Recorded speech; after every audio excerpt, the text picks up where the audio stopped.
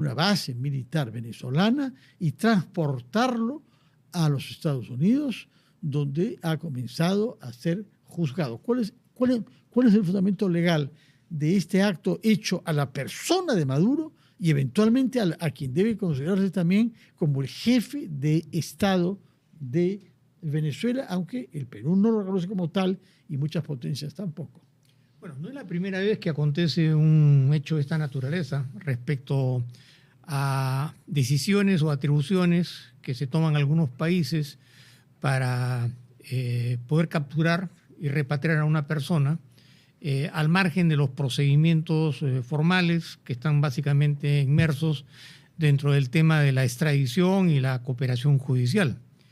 En segundo lugar, evidentemente que la jurisdicción de los Estados Unidos, a diferencia de las leyes de otros países, tiene una serie de prerrogativas desde el punto de vista del derecho internacional que le concede ciertas facultades para poder interactuar en un plano internacional.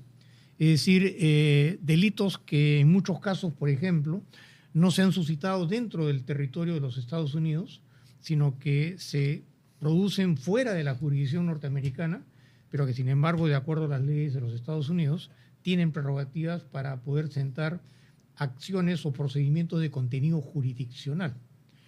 En segundo lugar, yo creo que esta situación es bastante especial y muy sui generis, en el sentido de que hubiera sido y es materialmente imposible poder imaginarnos que Maduro hubiera sido extraditado a los Estados Unidos para poder someterse a la jurisdicción norteamericana. Eso era materialmente imposible, nunca hubiera acontecido por razones más que obvias.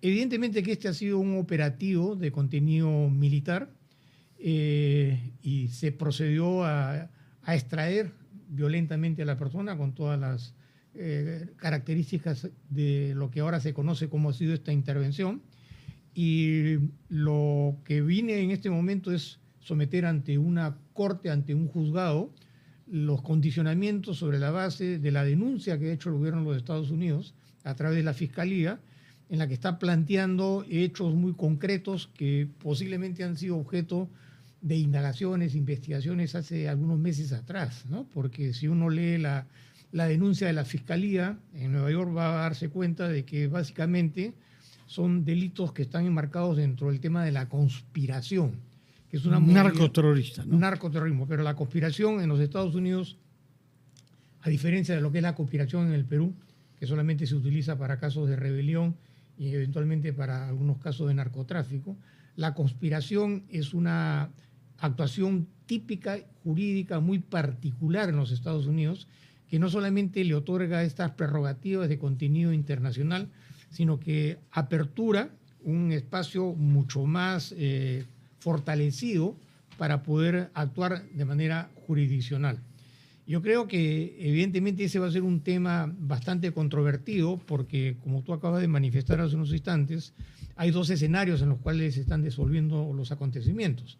El tema jurídico, judicial, que es el que se ha dado inicio el día de hoy, pero también ante la Comisión Permanente de las Naciones Unidas, el Consejo de Seguridad, se han empezado a entrelazar una serie de serios cuestionamientos de contenido político, porque por las características del contenido de este acontecimiento, evidentemente que hay un tema legal jurídico que va a tener que ser resuelto por los jueces, pero que tiene un tremendo peso de contenido político en materia de política internacional.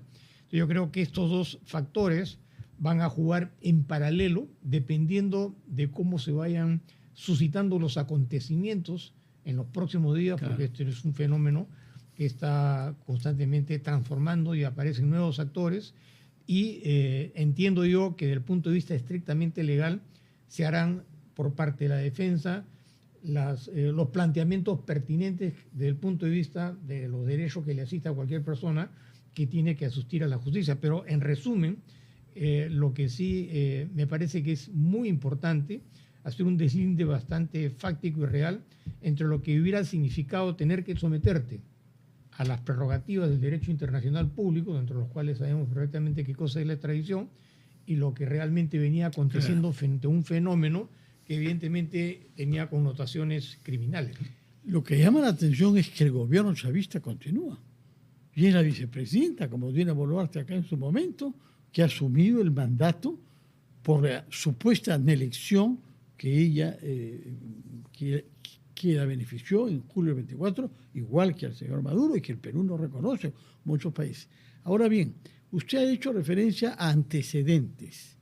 El antecedente más notable es el del expresidente de Panamá, Noriega, que fue capturado en diciembre del año 21 por una intervención militar ordenada por George Bush padre, con tropas terrestres. Creo que 10.000 soldados americanos desembarcaron. En este caso no ha habido desembarco, todo ha sido desde helicópteros.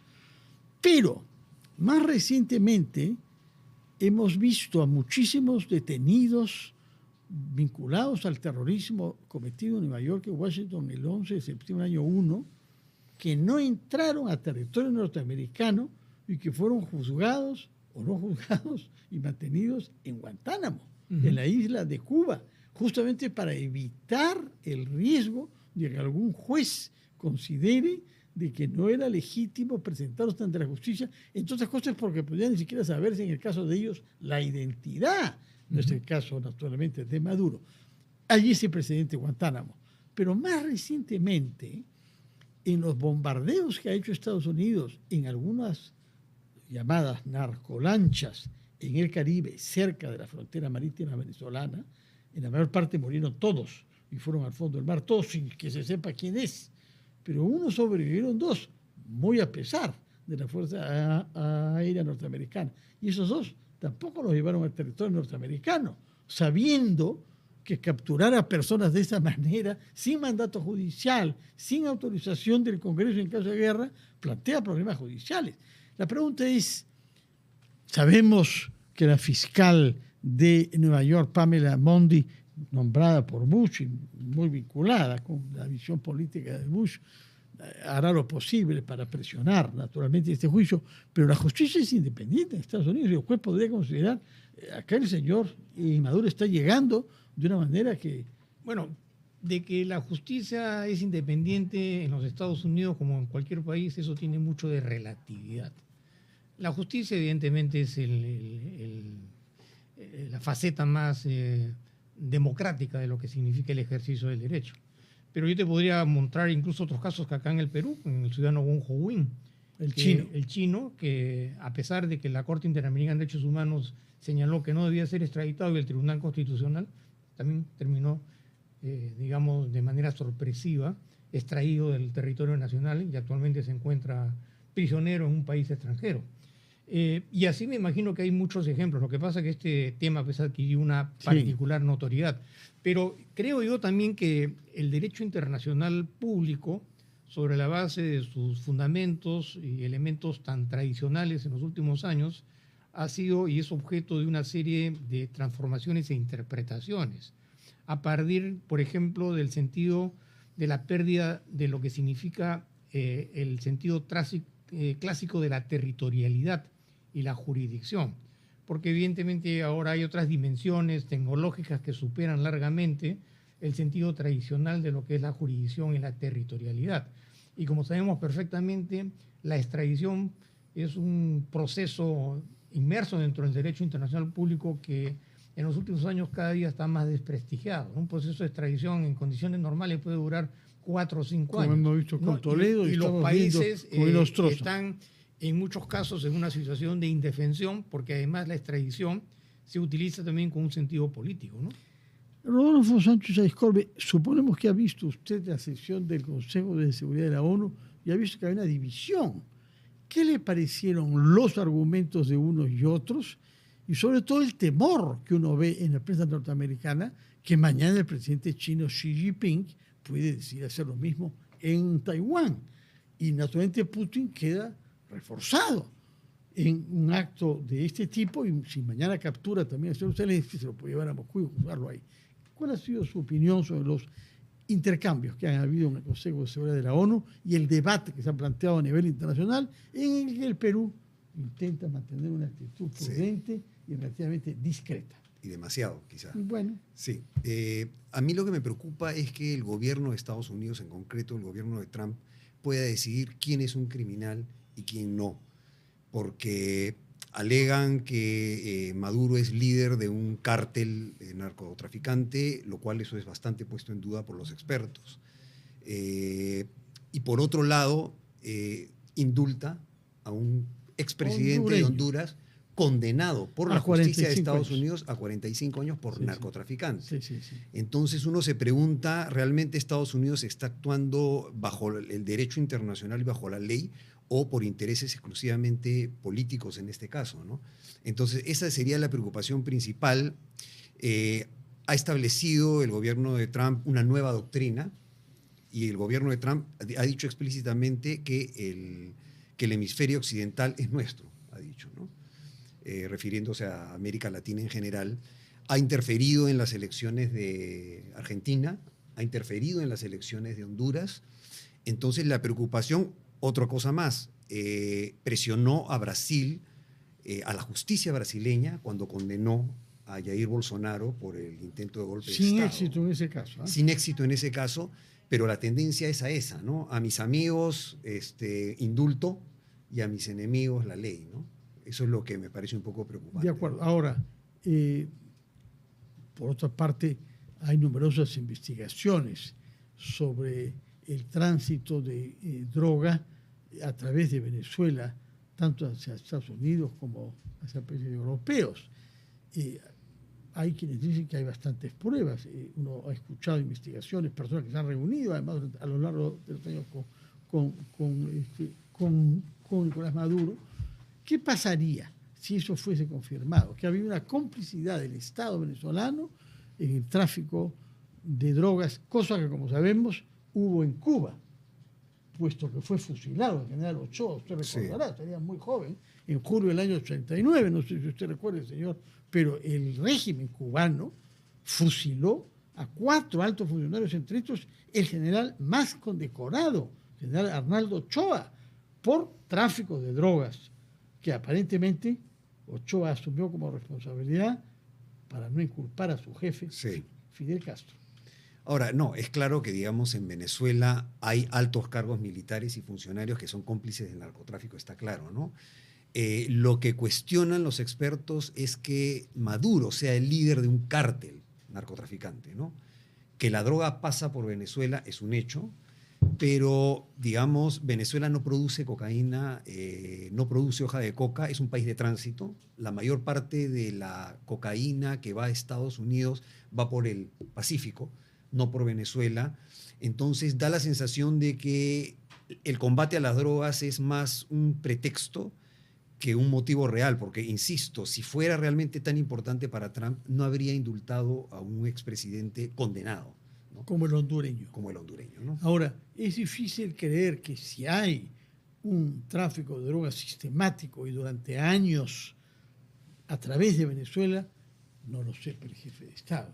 En un gobierno autoritario, en donde hay un control y un nombramiento de funcionarios totalmente discrecional, como es el caso de Venezuela, ¿no? Hacerse de la vista gorda, ¿no? Es un poco lo que ocurre, o sea, fingen no enterarse, pero, digamos, la acusación es de ser el líder, ¿no? Y eso es lo que está en duda, y además lo han acusado de narcoterrorista, o sea, un líder terrorista al mismo tiempo.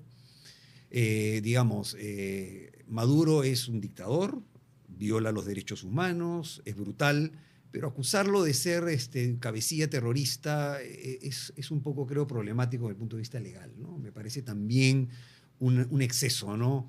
Trump ha dicho también que, por ejemplo, Petro es líder narcotraficante, ¿no? Tampoco en ese caso intentó negociar y habló personalmente con Maduro y se dice que se le propuso un exilio en Turquía. Exacto. Es decir, se habló con él. Siendo un narcoterrorista, llama la atención que se haya podido hablar. Ahora, ¿cuál es su opinión a propósito de lo que ha dicho el señor Sánchez de Escorbe? Ha cerrado los ojos y ha mirado para otra parte. ¿Qué responsabilidad penal tiene un jefe de Estado que cierra los ojos respecto a lo que hace su ministro de Defensa u otros personajes del régimen como Diosdado Cabello? Mira, yo creo que esta primera etapa es en realidad la culminación de todo un proceso de indagación, para emplear términos bastante claros en el ámbito nacional, a través del cual en este momento, en esa etapa, se ha venido acopiando una serie de información proveniente de personas que han sido colaboradores eficaces, que se han acogido a programas de protección de testigos y han brindado información fehaciente que tiene que haber sido corroborada por las autoridades norteamericanas para poder permitirle obtener un estatus jurídico excepcional.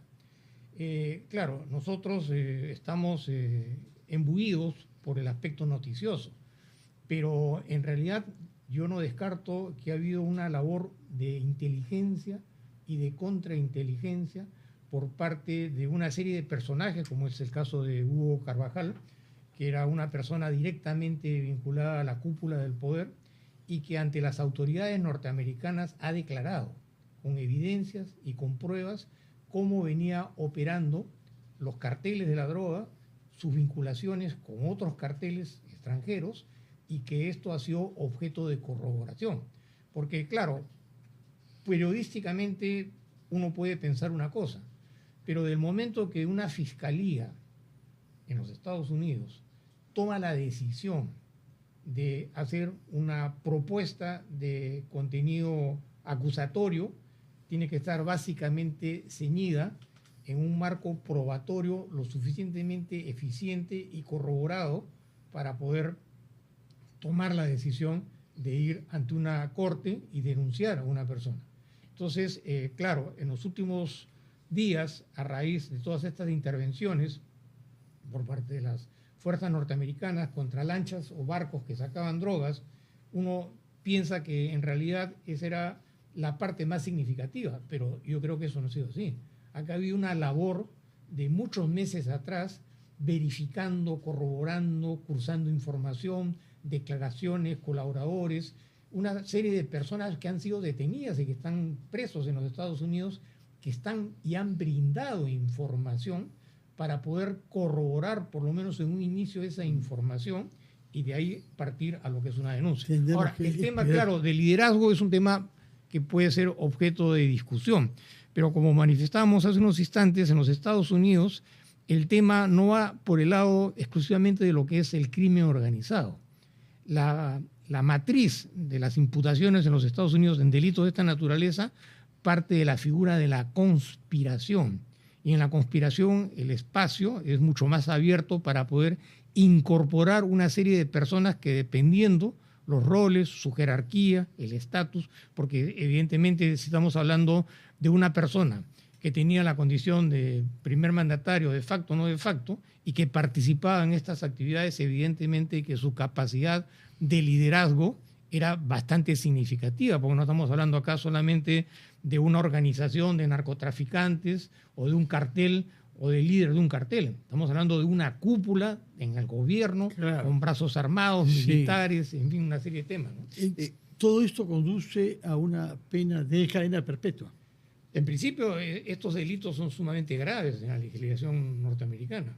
Ahora, dependerá también qué cosa es lo que va a ir sucediendo a lo largo del camino, porque acá hay dos escenarios. El tema judicial, que en alguna medida va a marcar el curso de los acontecimientos dependiendo del escenario político en el cual se desenvuelva todo el debate y la discusión, pero no tengo la menor duda de que van a aparecer más información que va a corroborar. ¿Por qué? Porque cuando empieza un proceso judicial en los Estados Unidos, las pruebas, si bien es cierto, no se actúan de manera inmediata, pero sí tienen que cumplir con ciertas formalidades como para poder decir, evidentemente, acá hay necesidad de procesar estos hechos para verificarlos y si se cumplen con todas estas exigencias de manera legal y jurídica. Entonces, el marco probatorio debe ser lo suficientemente fuerte como para poder haber tomado esta decisión, ¿no? ¿Querías decir algo, Rodolfo? Sí, no, o sea, yo estoy de acuerdo en principio, pero como el doctor dijo al comienzo, la justicia tampoco es relativamente autónoma, pero no del todo, ¿no?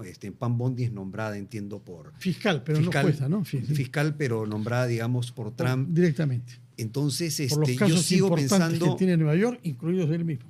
Hasta donde conozco, no hay una prueba concreta que apunte directamente a Maduro. Por ejemplo, los sobrinos sí fueron condenados, funcionarios han sido condenados, pero no hay una prueba que apunte directamente a él.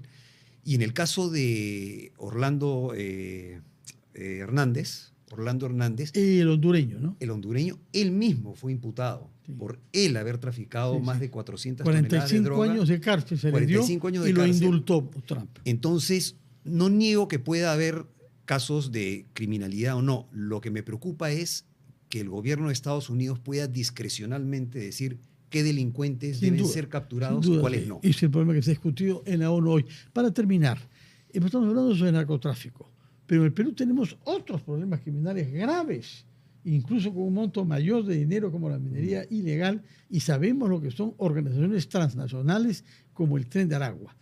Washington había insistido en la responsabilidad política del gobierno venezolano sobre el Tren de Aragua. ¿Qué puede pasar respecto del Tren de Aragua en el caso de este juicio a Maduro? A ver, es que todo depende, pienso yo, de cómo se produzca la transición. Si hay un quiebre, digamos, de las Fuerzas Armadas, una desintegración de las Fuerzas Armadas, probablemente las bandas criminales se fortalezcan y grupos guerrilleros como el Ejército de Liberación Nacional o las disidencias de la FARC que operan en territorio venezolano. ¿Qué otros grupos armados hay además de esos dos? Además, de los que tengo entendido son disidencias de la FARC y el ELN. No, usted no cuenta entre ellos al Hezbollah u otros grupos vinculados a Irán. Se habla mucho de eso, ¿Sí? Pero realmente hay grupos armados de Hezbollah, hasta donde yo conozco, o sea, como grupos armados, tipo el Ejército de Liberación Nacional y tipo las FARC, hasta donde yo conozco no hay. Hay contactos con Irán, obviamente hay contactos con gente de Hezbollah, pero que estén organizando grupos armados, no tengo información al respecto. A mí lo que me preocupan son los dos que mencioné, las bandas criminales de oro ilegal, de narcotráfico, que puedan, si se desintegran las Fuerzas Armadas, esas armas vayan a parar a estos grupos criminales. Y lo que tengamos sea una anarquía general en el país y un desgobierno. Lo que hemos visto que pasó más o menos en Afganistán. Y en Irak. Que al cabo de 20 años de una presencia militar americana tuvieron que retirarse sin haber conseguido gran cosa. Muy bien, muchísimas gracias por aclararnos los aspectos jurídicos penales y aspectos internacionales. En todo caso, nos podemos sino desear que los juicios se hagan con la mayor transparencia y el mayor rigor, que se sancione con la mayor severidad a los que hayan sido responsables de haber propiciado que el narcotráfico y la criminalidad aumenten a favor del poder político, y abrir bien los ojos para saber lo que nos conviene a nosotros en estas circunstancias. Muchísimas gracias, doctor Lamas Pucho. Gracias, Fernando. Rodolfo Pérez Aizcorbe. Sánchez Aizcorbe. Sánchez Aizcorbe. Pérez Aizcorbe. Estoy confundiendo su apellido, disculpe usted. Vamos a hacer una pausa y hablaremos ahora sobre aspectos militares, de hecho operativo, al cual ha hecho referencia el doctor Lamas Pucho, y lo haremos con un almirante retirado, el señor Cueto, que es además congresista, y que nos dirá en qué consiste esta fuerza Delta, que es la que ha intervenido, que se creó desde los años 70 justamente para hacer frente a otros desafíos que Estados Unidos tuvo en esa época, desde ya, por entonces, con el narcotráfico colombiano de los años 80 y de Pablo Escobar. Hacemos una pausa primero.